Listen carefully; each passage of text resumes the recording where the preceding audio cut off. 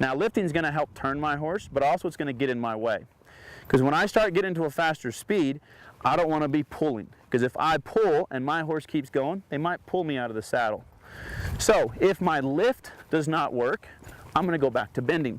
So I'll take this inside rein and I'm going to lift. And it'll work. I'm riding my horse in a hackamore. It'll work in a snaffle as well. Let's say my horse kept trotting right here when I'm lifting.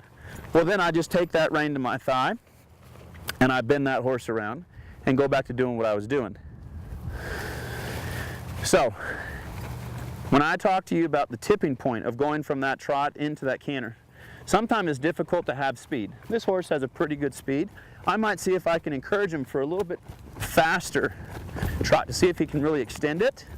And then I'm going to lift that rein just to help him slow back down to the walk. It takes him a little bit longer on this side, but that's okay.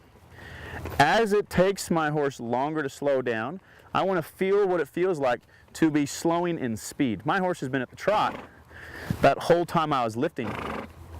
So I want to feel what it feels like to slow that speed. So I've got a speedometer in my head. I'm sending him a little bit faster. I don't want him to canter there.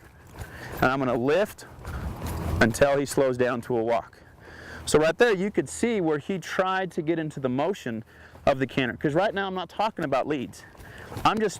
It's like when you look down at your vehicle and you're going from 20 to 21, 22, 23, 24 miles per hour. Right here I'm just trying to see how fast he can go that I feel comfortable with, and then I'm going to get in his way. Again, if that lifting doesn't work, I can bend him down to a stop.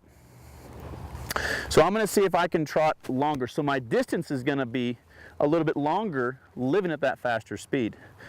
So up until this point, at the very end, I've been speeding him up. So I'm going to try to extend his trot and just try to help my horse feel that's where I want him to be. So I'm going to lift, slow him back down to that walk. And the more comfortable that I get with slowing my horse down, the longer